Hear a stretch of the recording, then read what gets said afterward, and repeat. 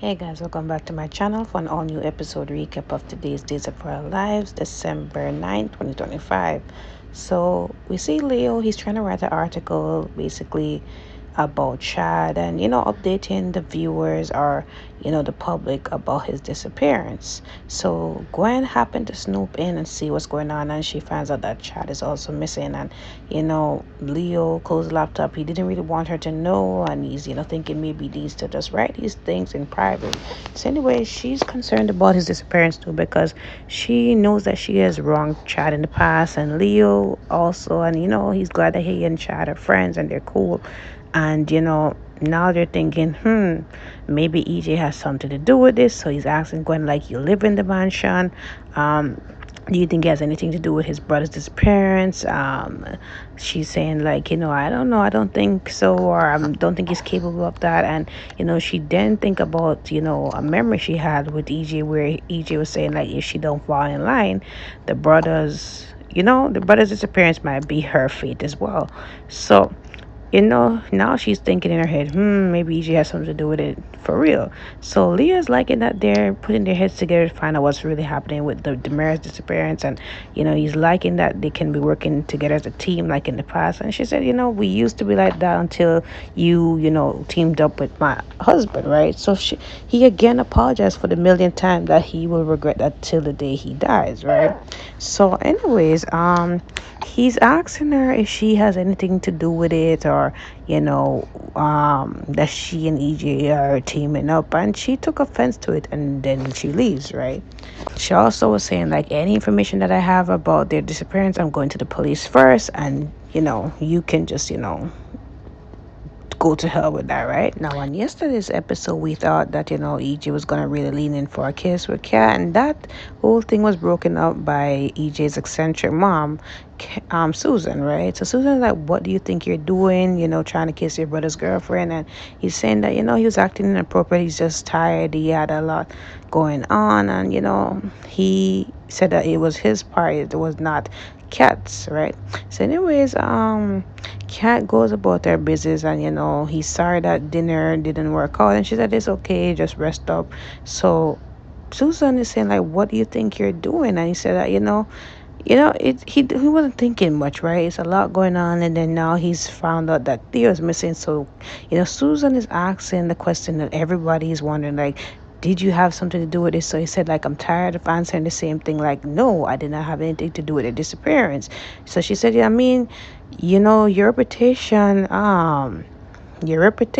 I wouldn't put that past you, right? You're not really exactly a Boy Scout. So I said, Mom, just trust me, I didn't do anything like that, right? So she said, what's up with this cat girl? Because, like, I just think that something is off with her. Like, I don't really trust her. So I said, no need to not trust her. She's up to nothing at all. We're just friends and all of that. So again, she just feels like something is really off, and it's just really bothering her. So at some point, EJ said that he is going to get some rest, and she says the same. He didn't end up going to rest. He gets a notification, and he just runs out there like a bat out of hell. Rafe is on the phone with Jada, basically talking about what's going on with Demir's disappearance, and they're thinking of getting police protection for the youngest, Trey. So Javi comes in, and Javi's like, what's going on with Trey? And Rafe updates him that Chad is missing, and now Theo is missing as well. And they're thinking about getting protection for the rest of the Demir family, the youngest ones, and that includes Trey. Now, of course, they can't really provide it for all of them. So now Javi's worried, and Javi's saying, maybe I need to move in with Johnny Chanel, because he did ask if Johnny could afford it. And, Rafe doesn't have any idea. And he's like, Javi doesn't want nothing to happen to Trey. He doesn't want to lose another child. So he's concerned, right? So at some point, Kat comes in, and, Javi's like, what are you doing here? So Kat had a cover because she was really there to see Rafe and talk about what happened in the Mayor Mansion. But she ended up giving Javi this gift card to just thank him and the family for taking care of Trey, and it's on behalf of her family. So he appreciates it, and then he says he has to go to dinner with Leo. Now, Kat She had that as a cover in case somebody was at the house, but she had to see Rafe because he wasn't picking up her phone calls or texts. So she said she went to the Mirror Mansion and, she was able to find something out, maybe it could help with the disappearance of Chad and the rest of them. So he was saying like, why would you really do that? That's really risky. And she said that she ended up drugging EJ, and Rafe is just surprised. He's upset with her because like, that's going against their investigation. It's interrupting that, it's messing it up. And she could be in serious danger because of that. Like, you don't really want to mess with the Demers, they're dangerous. So she's aware of that, but she said that, look, I took some pictures of downstairs at the basement, and it could be that a man, size 11 could be there. They thought it was Kristen, and then, judging by the size of the shoes, look like male shoes. It could be somebody else. Maybe EJ has somebody down there. So Rafe said that doesn't really link EJ to the disappearance of his siblings.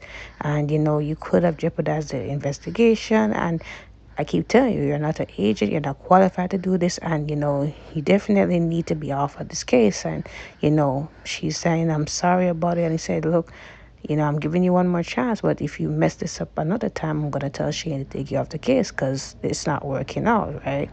Susan comes back out for her purse and she ends up seeing Rolf coming out of the secret tunnels, right? So she asks Rolf, like, what is he doing there? Like, what's going on? So he said that EJ, he talked to EJ about, staying over because he needed somewhere to stay. He's in town. So EJ offered him a room downstairs. I said, why not a room out of the 37 rooms in the mansion? Like, why couldn't you stay there? Or maybe a room at the Salem Inn? Like, what are you doing there? So he said, I just wanted somewhere private and not somewhere crowded. And she said, what are you doing down there working on the serum again, the orchid serum, or working on, cloning some ducks or something like that, she said. So he said, nothing of the sort. It's all innocent. It's all that. So, of course, she's skeptical, but he leaves. So she's there talking to the portrait of Stefan about this whole thing with Dr. Rolf being back in town. Like, what's really going on? Is it have something to do with you? Now, the urgent message that EJ got was from Gwen, and Gwen wants to know if he has anything to do with, his family's disappearance. And he's like, I have no reason to disappear them. Like, it's not me. So she said, like, what's really taking so long? Like, there's some lab rats there that Dr. Rolf was looking on. I guess he's trying to use them as experiment for God knows what. And she's saying, like, what's taking so long? I'm sick of staring at these rats and nothing is happening. Like, I invested a lot of money, and like, if my money is just going down the drain, it's gonna be hell to pay. So it's like, um y- the last time you told me that we are going to make a lot of money off of this Versifix along with Dr. Rolf's experiment and everything, and whoever's in that pod is going to be brought to life. It's going to be a great investment, but it doesn't seem like it's getting any further. And he said, like, look, we just have to, like, wait on Dr. Rolf's experiment to come true. I have enough on my plate already, right? So he's screaming while he's saying that. And the funny part was when Gwen was actually wiping the spit off her face.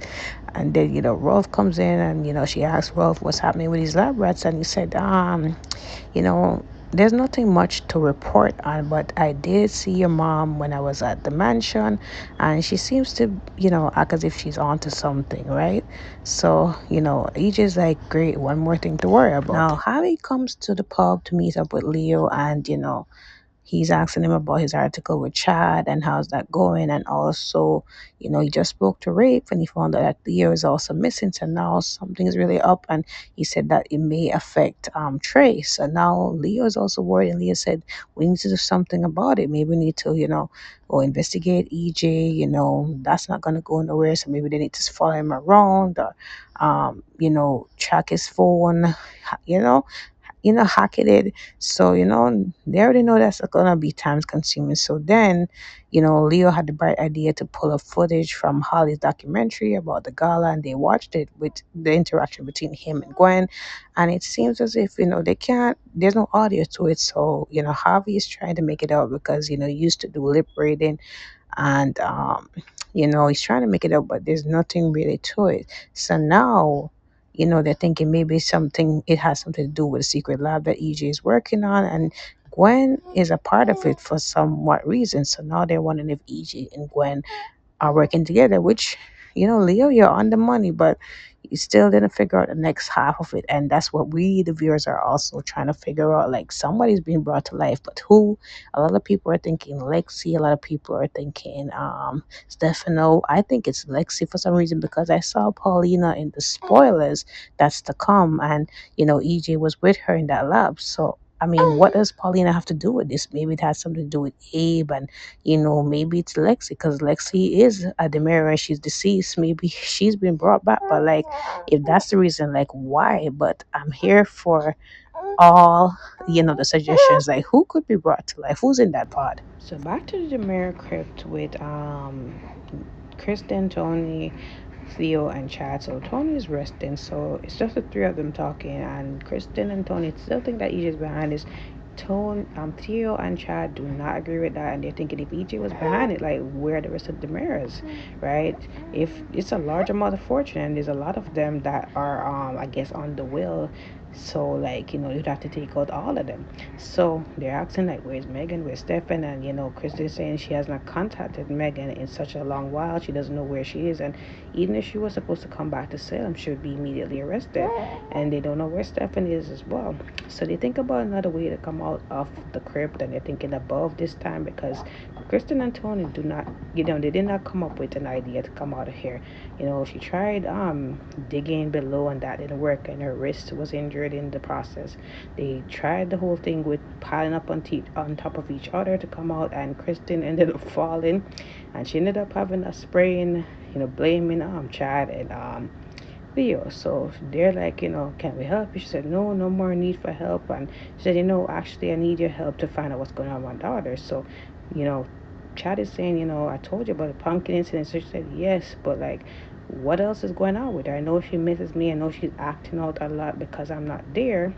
I said, Kristen, she's been out there a long time, and she should, her thing needs to be nipped in the bud, and there's no accountability for why she is that way, right? But anyways, Thea said, Chad said, even though she is a bad influence for my son, I still care about her, I still love her. That's my niece. And she said, like, you have problems with Thomas as well. Like, he wants to go away and live with his grandparents and not be with you. So they both argue back and forth. Theo saying, Theo has to be the mature young one to say, you guys need to quit it, like, stop it. He's saying maybe his dad was right, that he shouldn't be a part of his family, and Christian apologized for, him being here, stuck with them in the crypt. So they think again how they can come out of the crypt. They start, Tio has a bright idea to get some of those vessels over, where the bodies are buried, and they start digging, and they didn't find nothing yet or a way to come out because it's like something solid in the bottom, right? So they find out that it's some bones there. So it's not just any regular bones, it's human bones. And now the question is like, whose body it was from. So I guess we'll stick around and find out what's going on with that. So comment below your thoughts on today's episode. Let me know. Don't forget to like, follow, subscribe to my channel. I will see you guys tomorrow.